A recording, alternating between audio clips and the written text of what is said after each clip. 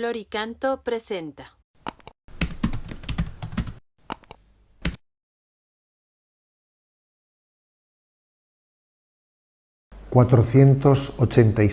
Número 486 del Compendio del Catecismo.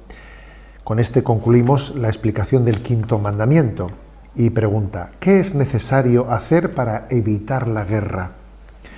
Se debe hacer todo lo razonablemente posible para evitar a toda costa la guerra, teniendo en cuenta los males e injusticias que ella misma provoca.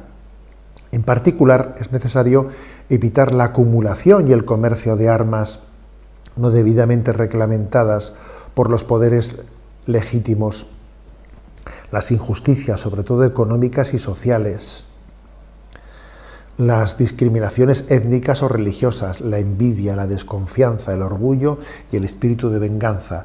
Cuanto se haga por eliminar estos u otros desórdenes, ayudará a construir la paz y a evitar la guerra. Hay que hacer todo lo razonablemente posible para evitar a toda costa la guerra. Lo último es la guerra. Os voy a decir que yo también he sido hijo de unos padres que vivieron en su juventud, en su infancia, vivieron la Guerra Civil Española y que, bueno, pues desde pequeño les escuché a ellos, ¿no? Como nos transmitieron a los hijos, nos transmitieron una expresión que además era pronunciada de una manera que generaba gran respeto en quien la escuchaba, ¿no? Cuando nos decían: lo último es la guerra, lo último es la guerra, y lo último es la guerra civil, la guerra dentro de una propia nación, lo último. Y obviamente tal expresión escuchada a quien la ha padecido genera mucho respeto. Entonces este punto 486 habla de que, bueno, para que eso sea así, es importante poner unas bases. Entonces, ¿qué hay que evitar para que evitando eso se evite la guerra? Entonces, primero habla de acumulación de armas, el que alguien pues tenga la expectativa de decir: yo voy a ser un Estado pues mucho, o sea, más fuerte militarmente que los demás. Pues eso le va a generar una tentación, porque el que alguien se sienta, ¿no?, con una capacidad militar muy superior a los demás, le va a generar una tentación de recurso a la violencia. Con lo cual también aquí se está subrayando la importancia del respeto de los tratados internacionales sobre la no proliferación de armas. Ese tipo de tratados son muy importantes. Y no solo porque están evitando el despilfarro de miles de millones, ¿no?, miles y miles de millones invertidos en armas en vez de en el verdadero desarrollo de los pueblos, ¿no? No solo por eso, sino además porque ese respeto de los tratados de no proliferación de armas está también permitiendo que nadie esté generando una situación en la que desde ella tenga la tentación de recurrir a una guerra porque se cree él que va a salir con éxito en ella. Este es un primer aspecto. También es importantísimo subrayar la inmoralidad de acceder a determinados tipos de armas, que las convenciones internacionales han prohibido, armas químicas de otro tipo, etc. La carrera armamentista, por lo tanto, está hecha desde unos parámetros en las que si no es moderada, generará la mayor probabilidad de que la guerra sea posible. En segundo lugar, también dice la importancia de luchar contra las injusticias, que las injusticias son las que finalmente, ¿no?, las grandes desigualdades son las que van a generar pues posibles riesgos de conflictos. Luchar contra esas injusticias, ¿no? Si, por ejemplo, pues existe pues un pueblo que tiene la dificultad de acceder al comercio porque no tiene salida al mar o porque no le llegan las materias primas, y entonces, claro, pues estamos en un tipo de situaciones que es mucho mejor darles una solución desde el punto de vista pacífico. Pongo otro ejemplo.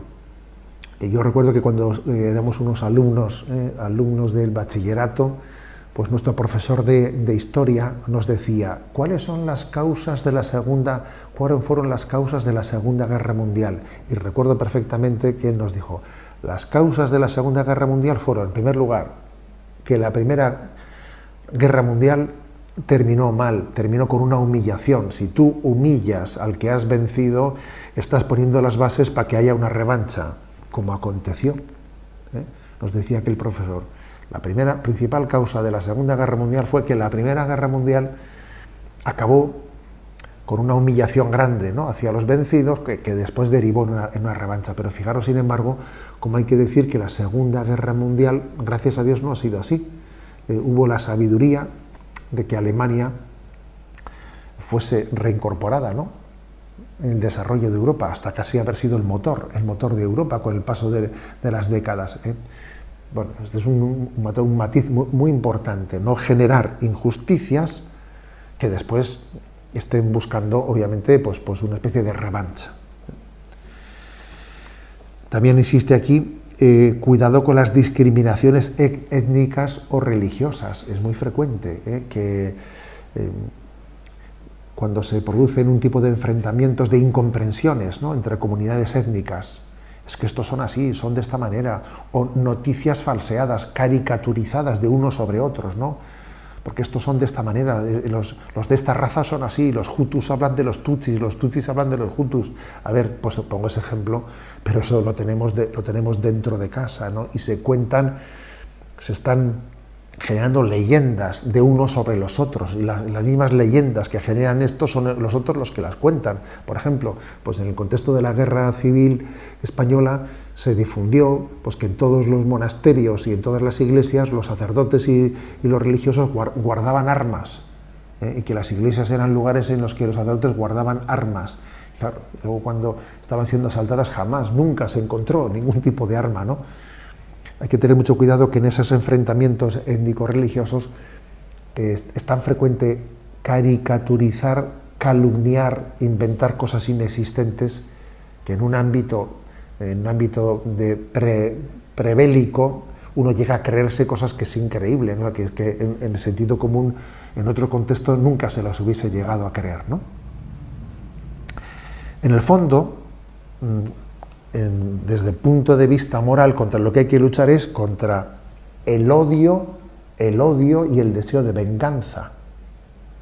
¿Y de dónde nace el odio y el deseo de venganza? Porque eso sí, claro, cuando se ha llegado a generar odio y deseo de venganza, ha habido por debajo otro tipo de razones, ¿no?